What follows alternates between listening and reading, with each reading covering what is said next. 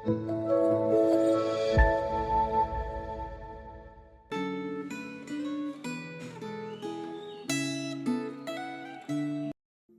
jemaat yang dikasih oleh Tuhan, apa kabarnya setiap kita hari ini? Biarlah kiranya anugerah dan sukacita yang limpah daripada Tuhan melingkupi setiap kita.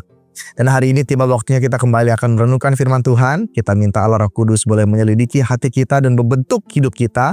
Biarlah apapun yang kita lakukan di dalam kesempatan hidup yang Tuhan berikan ini, kita boleh hidup memuliakan Dia. Mari saat ini kita tundukkan kepala kita berdoa. Kami sungguh-sungguh rindu ya Tuhan apabila Engkau boleh berbicara dalam hati masing-masing kami hari ini.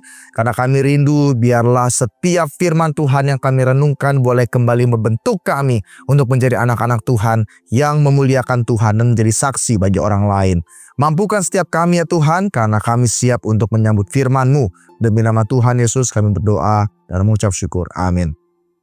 Saudara, refleksi Gema kita hari ini diberikan judul tema yaitu adalah pendekatan Paulus yang kedua yang diambil dari Galatia 4 ayat 12 sampai ayat yang ke-20. Namun kita akan membacakannya di ayat 16 sampai ayat yang ke-18 saja. Demikian firman Tuhan.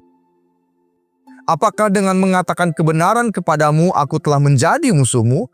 Mereka dengan giat berusaha untuk menarik kamu tetapi tidak dengan tulus hati karena mereka mau mengucilkan kamu, supaya kamu dengan giat mengikuti mereka.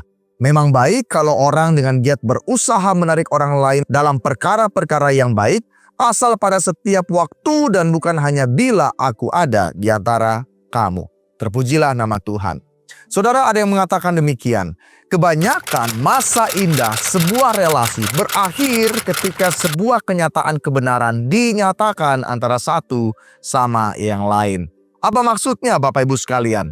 Ini artinya yaitu adalah setiap relasi itu di dalam permulaannya pasti mengalami masa-masa bulan madu, masa-masa yang indah. Ini tidak hanya berbicara kepada relasi yang bersifat romantis, bukan. Ketika kita bertemu dengan orang lain, bersahabat, memulai pertemanan, pasti akan ada namanya pertemanan atau sebuah relasi yang indah.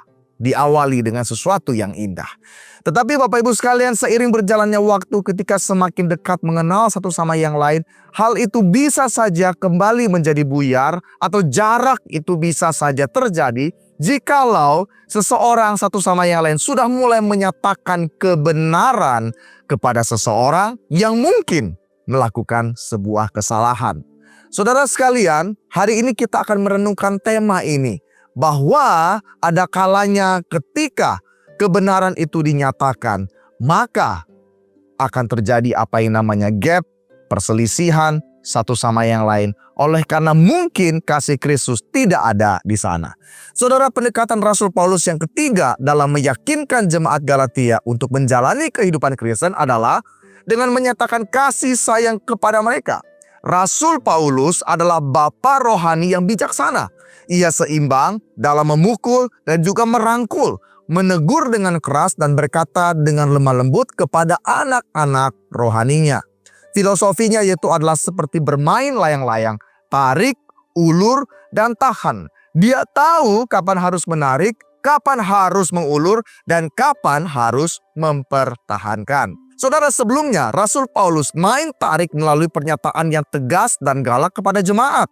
Dalam bacaan Alkitab hari ini, dia mengulur dan mempertahankan melalui sikap yang melunak.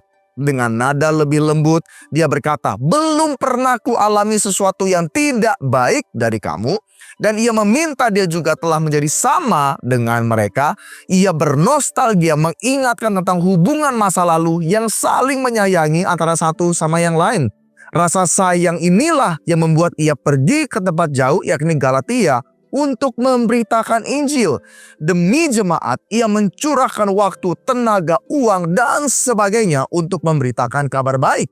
Akhirnya, kasih dan pengorbanannya tidak sia-sia karena membuahkan hasil, yaitu mereka percaya kepada Kristus. Sebaliknya, di sini kita juga melihat jemaat menyayangi Rasul Paulus. Mereka tidak mempersoalkan kelemahan fisik hambanya yang terungkap dari perkataan yang dikatakan di ayat yang ke-13. Penyakit pada tubuhku dan keadaan tubuhku yang hina dan menjijikan. Lebih dari itu, kamu telah menyambut aku seperti menyambut malaikat Allah, bahkan seperti menyambut Kristus sendiri. Seandainya Rasul Paulus meminta jemaat saat itu mencungkil mata mereka untuk diberikan kepadanya sekalipun, Paulus percaya bahwa mereka akan melakukannya. Maka di sini kita dapat melihat Bapak Ibu sekalian betapa bahagianya relasi mereka pada saat itu. Nostalgia ini bukan hanya sekedar mengingat kembali masa lalu yang indah, tetapi juga merupakan refleksi sekarang sikap mereka telah berubah. Setelah ia mengatakan kebenaran kepada mereka, mereka menjadi musuh Paulus. Saudara, yang terjadi pada bagian ini yaitu adalah jemaat Galatia diperdaya oleh kaum legalis untuk menjadi pengikut mereka. Kaum legalis berhasil menyihir sebagian anggota jemaat dengan ajaran palsu agar mereka melawan Rasul Paulus. Saudara, di sini Rasul Paulus sangat rindu sekali untuk kembali bersama-sama dengan jemaat Galatia, untuk kembali dapat melayani mereka seperti masa yang lalu. Saudara sekalian, hidup dalam komunitas orang percaya seharusnya menyenangkan bila setiap orang saling mengasihi satu sama yang lain dengan kasih Kristus. Adanya selisih paham, beda pendapat harus disikapi dengan cara yang bijak.